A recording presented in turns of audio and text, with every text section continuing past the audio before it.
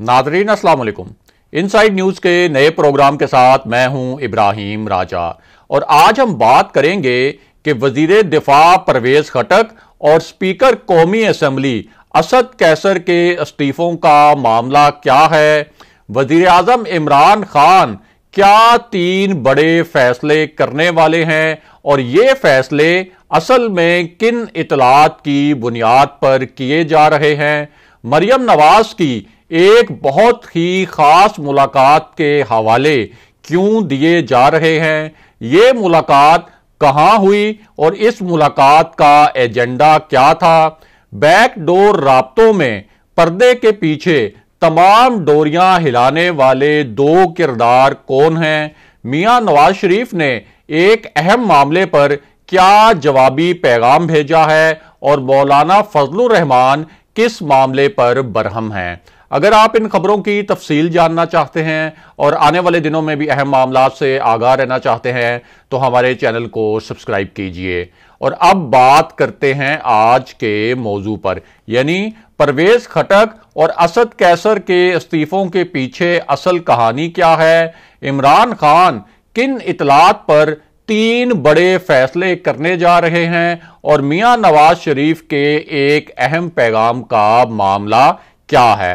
आपको इस इशू के मुतालिक एक दिलचस्प वाकया सुनाते हैं और साथ ही आपको इसी मामले से जुड़े चंद नए हकायक और ताज़ा इंकशाफात से आगाह करते हैं ताकि आप इस पूरे मामले को अच्छी तरह और आसानी से समझ सकें।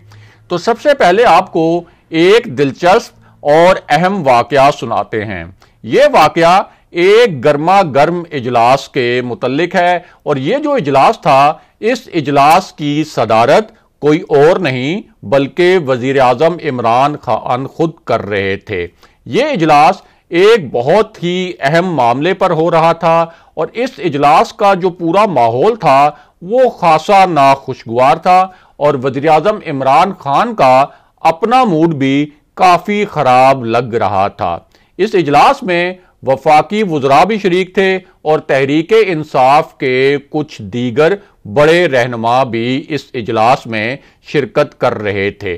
अब इनमें से कुछ रहनुमा जो बड़ी ही तैयारी के साथ आए थे, उनका अपना मूड भी कुछ ज्यादा अच्छा नहीं था और उनका ख्याल था कि वो आज बड़े ही दबंग अंदाज में वजीर आजम के सामने अपने तहफ़्फ़ुज़ात रखेंगे और उनके ये जो तहफ़्फ़ुज़ात थे, ये तहफ़्फ़ुज़ात एक खास मामले पर थे।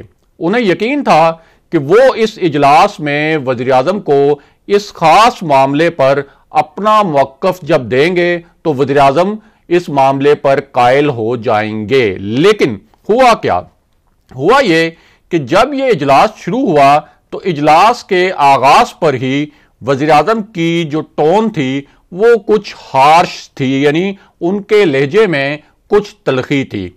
उसकी वजह यह थी कि वज़ीर आज़म को यह लग रहा था और उनको यह तासुर मिल रहा था कि मौजूदा नाजुक सियासी सूरत हाल में पीटीआई के कुछ रहनुमा उन्हें इनडायरेक्टली ब्लैकमेल करने की कोशिश कर रहे हैं। अब वज़ीर आज़म ने इस इजलास में शरीक तमाम रहनुमाओं से कहा कि वो एक एक करके अपना मौक़िफ़ बयान करें, लेकिन इस मौक़िफ़ को ज़रा मुख्तसर रखें और जामे अंदाज में जल्दी जल्दी अपना मौक़िफ़ जो है वो बताएं। अब इनमें तहरीके इंसाफ के एक बड़े सियासी रहनुमा और एक वफाकी वज़ीर भी शामिल थे। अब जब इन रहनुमाओं ने बोलना शुरू किया तो उन्होंने गिलों शिकवों और तहफ़्फ़ुज़ात की एक पूरी पटारी खोल दी। इस दौरान एक रहनुमा के तकरीर नुमा गिले शिकवे इतने तवील हो गए कि वज़ीर आज़म को उन्हें खामोश करवाना पड़ा। उसके बाद 4 दीगर रहनुमाओं का मौक़िफ़ सुना गया, लेकिन इस मामले में एक ड्रामाई मोड़ आ गया। वो मोड़ ये था कि इन रहनुमाओं को यकीन था कि उन्होंने अपने तहफ़्फ़ुज़ात वज़ीर आज़म के सामने रखकर उन्हें कायल कर लिया है, लेकिन पूरा मामला ही उलट गया। ये पीटीआई के पार्लिमानी बोर्ड का इजलास था और इस इजलास में सेनेट के हवाले से टिकट्स का हतमी फैसला होना था। अब तहरीके इंसाफ के इन रहनुमाओं ने फैसल वाउडा और सैफ उल्लाह अबड़ो को सेनेट का टिकट देने पर शदीद तहफ़्फ़ुज़ात का इजहार किया था, लेकिन वज़ीर आज़म इन रहनुमाओं पर बरहम हो गए।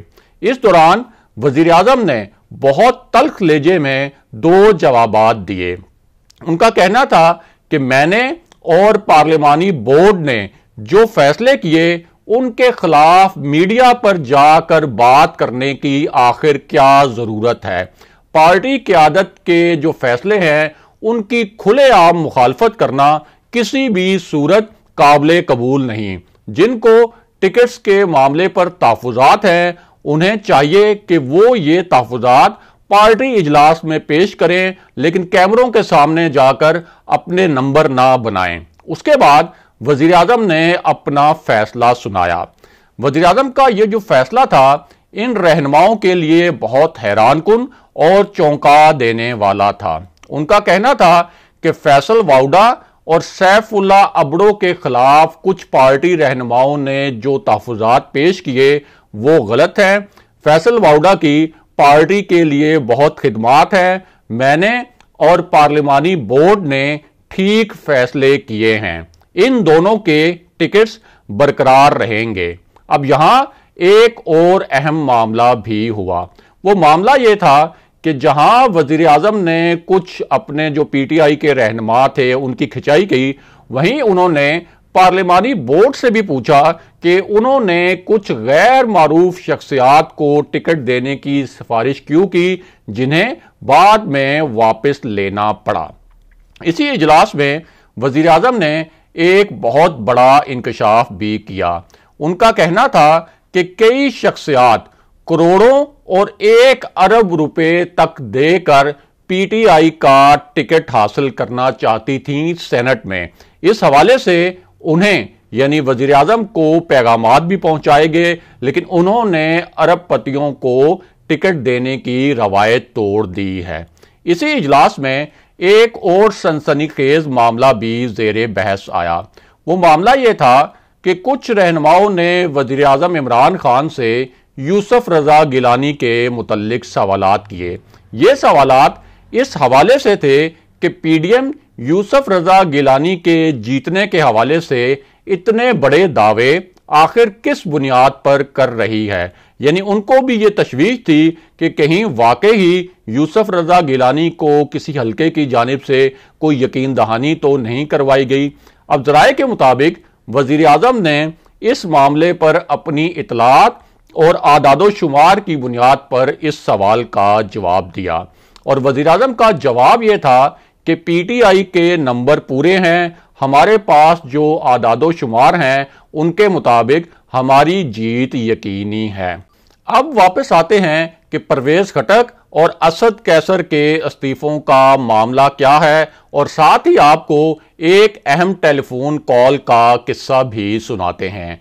ये जो टेलीफोन कॉल थी, ये कॉल यूसुफ रजा गिलानी को इस्लामाबाद से सेनेट का इलेक्शन जितवाने के लिए की गई। इस वक्त पूरे सेनेट इलेक्शन में इस्लामाबाद की सीट पर होने वाला इलेक्शन सबसे अहम है, क्योंकि इस सीट का फैसला कौमी असेंबली के अरकान ने करना है। अगर पीडीएम ये सीट जीत जाती है तो ये हुकूमत के लिए एक नाकाबिले यकीन झटका होगा। लेकिन इस मामले में एक मोड़ आया है। वो मोड़ ये है कि हुकूमती जराये के मुताबिक आसिफ अली जरदारी इस्लामाबाद की सीट पर भी कुछ अरकान को खरीदने की कोशिश कर रहे हैं। इस हवाले से बिलावल भुट्टो ने 2 अहम कॉल्स की। उन्होंने एक कॉल तो मरियम नवाज को की और उनसे कहा कि नून लीग भी जनूबी पंजाब के जो अरकान हैं पीटीआई के, उन पर अपना असरो रसूख इस्तेमाल करे। उसके बाद उन्होंने यूसुफ रजा गिलानी को कॉल की और उन्हें बताया कि पीडीएम के अलावा उनके लिए वोट कहां कहां से हासिल किए जा सकते हैं। और अब बात करते हैं कि परवेज खटक और असद कैसर के इस्तीफों का मामला क्या है। तो आपको आगाह करें कि केपी के जिन अरकान की खरीदो फरोख्त का वीडियो स्कैंडल सामने आया, उस स्कैंडल में एक नया मोड़ आया है। ये P T I Khyber Pakhtunkhwa کے وہ 20 ارکان تھے جنہوں نے پیپلز پارٹی کو اپنا ووٹ بیچا اور ان کے خریدار آصف علی زرداری تھے۔ اب ان میں سے 4 ارکان نے الزام لگایا کہ انہیں یہ رقوم اس وقت کے وزیر اعلیٰ پرویز خٹک کی جانب سے دی گئیں اور جس جگہ یہ رقوم دی گئیں وہ اصل میں سپیکر ہاؤس تھا۔